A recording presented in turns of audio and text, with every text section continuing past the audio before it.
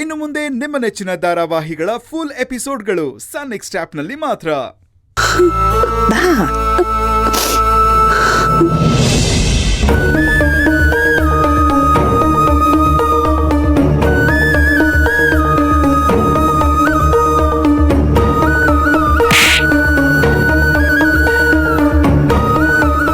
ಪಾಪಿ, ನನ್ನ ಹೆಂಡತಿನ ಕೊಂದ್ಬಿಟ್ಟಿಯಲ್ಲೋ.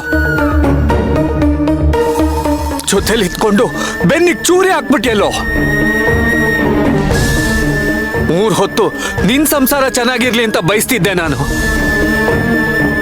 ಆದ್ರೆ 1-2 ದಿನ ನಾನು ನನ್ನ ಹೆಂಡತಿ ಚೆನ್ನಾಗಿದ್ದಿದ ತಕ್ಷಣ ನಿನಗೆ ಸಹಿಸ್ಕೊಳ್ಳೋದಕ್ಕಾಗ್ಲಿಲ್ಲ ಅಲ್ವಾ? ವಿಷ ಕಾರ್ಬಿಟ್ಟಿಯಲ್ಲೋ.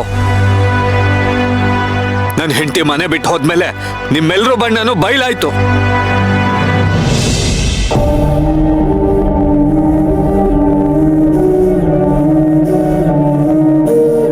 ಸರ್, ಏನ್ ಯೋಚನೆ ಮಾಡ್ತಾ ಇದ್ದೀರಾ?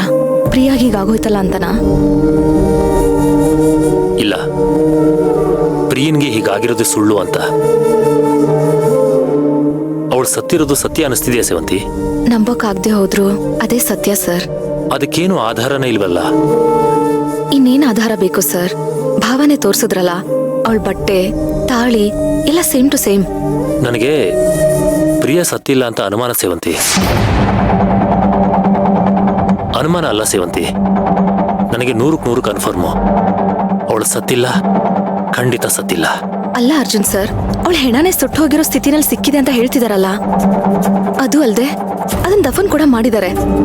ಇಷ್ಟಾದ್ಮೇಲೂ ನೀವ್ ಹೇಗ್ ಸರ್ ಅವಳು ಇನ್ನೂ ಸತ್ತಿಲ್ಲ ಅಂತ ಹೇಳ್ತಿದ್ದೀರಾ? ಕಾರಣ ಇದೆ ಸೇವಂತಿ.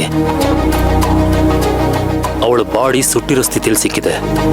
ಮುಖ ಎಲ್ಲ ಕಪ್ಪಾಗಿತ್ತಲ್ವಾ? ಹೀಗಿದ್ದಾಗ ಅವಳು ಮೈ ಮೇಲಿದ್ದ ತಾಳಿ ಸರ ಯಾಕೆ ಕಪ್ಪಾಗಿಲ್ಲ?